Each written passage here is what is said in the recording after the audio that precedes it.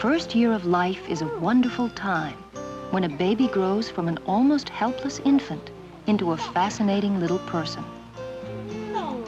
It's not always easy, but it can be a rich and rewarding time for babies and their parents.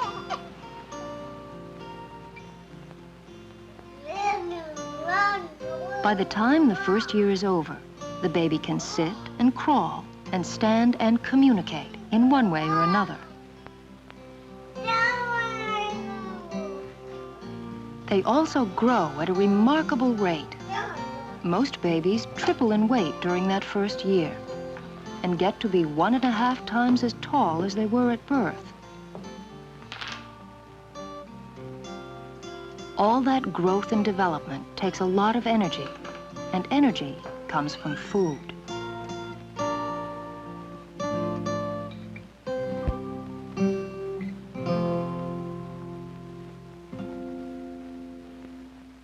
Every new parent has to contend with an army of self-styled experts on baby feeding.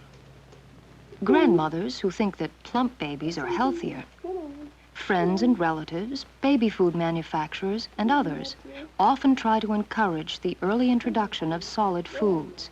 It's not a good idea.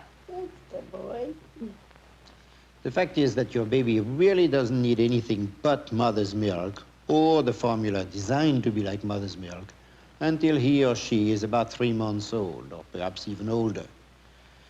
These preparations, the mother's milk or the formula, contain all the nutrients that the baby needs, except perhaps for a little iron, but then the baby is born with a store of iron in his or her liver, which is designed to last him several months.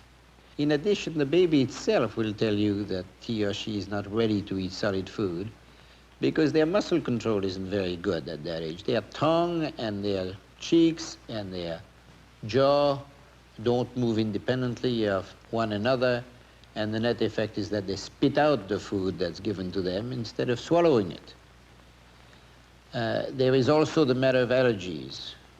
We think that a baby fed solid foods too early, a variety of solid foods, is much more likely to develop allergies than if she or he wait until they're old enough to take in those solid foods.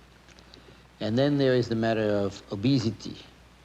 There is a growing body of doctors who think that a baby fed solid foods too early is much more likely to be a fat baby, and the problem is that this fatness is likely to last for the rest of his or her life. So all in all, you should wait until the doctor or the nurse or the nutritionist tells you it's time to feed solid foods, and this won't happen before 3 months.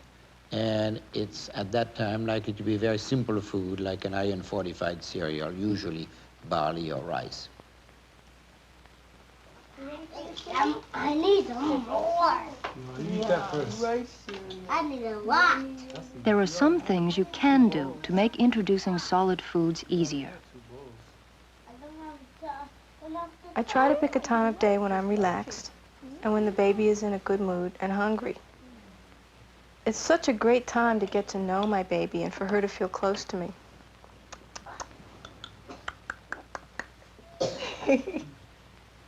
Was that good? Was that good? Was that good? I usually begin with 1 or 2 teaspoons of cereal mixed with formula or milk that I've warmed up. It should be kind of thin because it gets thicker as it stands. You ready now? It's a good idea to use a small spoon, too. When a few mouthfuls are spit out, don't be upset. Remember, it's a new experience, and it doesn't necessarily mean that the baby doesn't like the food. You like this, don't you? As with everything else, eating semi-solid foods takes a little getting used to. But don't force the baby to eat. Another week or 2 won't matter. Hi, Doodle. Hi, Doodle. Shut down. Shut down. While many mothers use commercially prepared baby foods, a rapidly growing number are making their own. Do you want to have some beef stew? I really like to make my own baby food. It doesn't take too much extra time. if you just take the regular vegetables and meat that you've prepared for your regular dinner, and before you season them, you put them into a little food mill and grind them together. The baby can end up with food that's nourishing, different, and prepared at home, which makes it a little nicer. Sometimes if you use a lot of meat, it could be a little dry, so you could take some of the cooking juices and add that until you get the proper consistency. You might want it thinner for a younger baby, and as the baby gets older, a little thicker. Do you want to have some more? Look what Mama has for you. Oh, yes, beef stew. Mmm, that's delicious. All those nice peas and carrots and tomatoes. Do you like that? Tastes pretty good, doesn't it? There are a few things that are important when you're preparing homemade baby foods. You see, babies are very susceptible to foodborne illnesses caused by bacteria in poorly handled and stored foods, more so than older children or adults. The first rule, then, is to be sure that everything is absolutely clean. Your hands, the food, the equipment, the whole kitchen. Food should be as fresh as possible. Vegetables should be washed with a vegetable brush.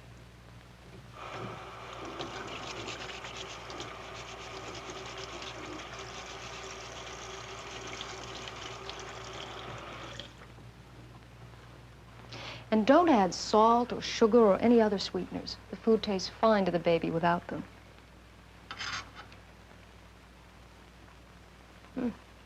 If you taste the baby's food, be sure you don't put the same spoon back into the food, because any germs you have could spread to the baby.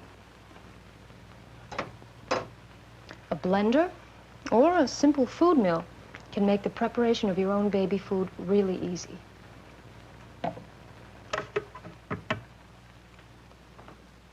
Foods can be frozen in a variety of ways, in rigid plastic containers, plastic bags, or small packets of plastic or aluminum foil.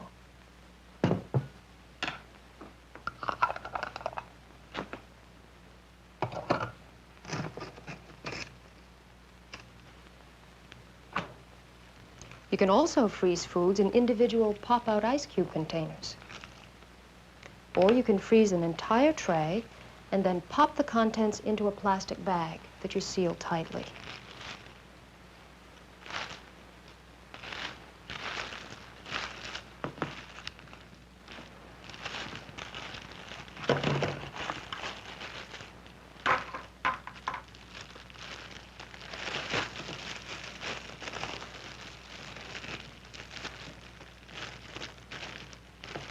And that's just about it. Just a few simple things to remember.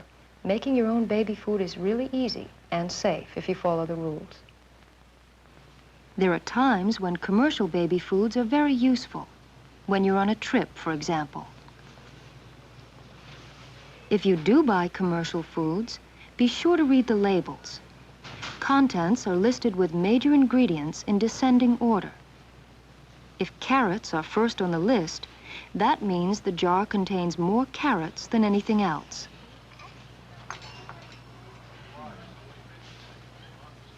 Keep an eye out for products that have unnecessary ingredients, like salt or sugar.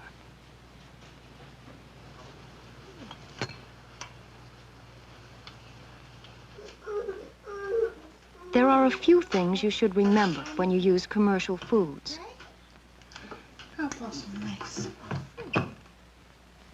Wash the jar thoroughly before you open it.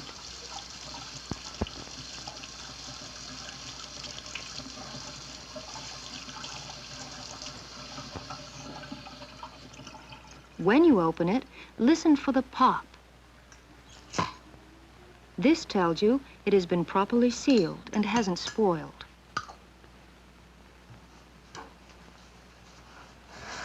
Unless the baby will eat everything in the jar, it's better to feed from a dish and store the rest in the tightly covered jar in the refrigerator. Good. Yeah, that's good. Make you grow nice and strong. We have all over the place. Take this out and people will be all ready. I'll just take this. Babies don't have to eat only strained or pureed foods for very long. By the time they have enough teeth, they can begin to eat soft mash foods from family meals. You really don't need to buy junior foods. They're just an unnecessary expense. Instead, give your baby things like meat and vegetables that are well cooked and ground, chopped, or mashed, like meatloaf, omelets, or tuna fish. How are we doing here? Good. You like that? Here, try this. As the baby develops the ability to chew and to handle foods with his or her palms and fingers, add foods that can be picked up, Wants more peas? like soft peeled fruits, cooked vegetables, or small pieces of meat. Avoid foods that might cause the baby to choke, like peanuts or potato chips. Want to try this? By 7 or 8 months, most babies are drinking from a cup and eating a wider variety of foods. There's no need to introduce babies to sweet treats when they can have plain fruits or fruit mixed with plain yogurt or other more nutritious desserts. Can you get it?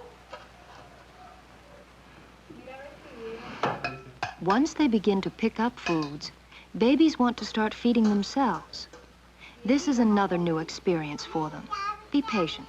Even though the food seems to go everywhere but in the baby's mouth, they enjoy feeding themselves, and in time, they become adept at it.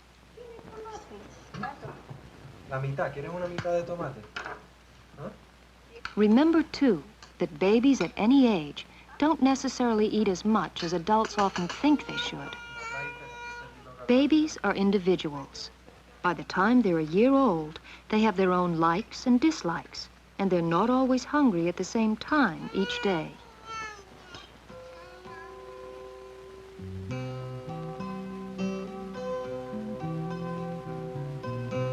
The first year of life can be a wonderful experience for both parents and children. Good nutrition during that year will set patterns which hopefully will last a lifetime.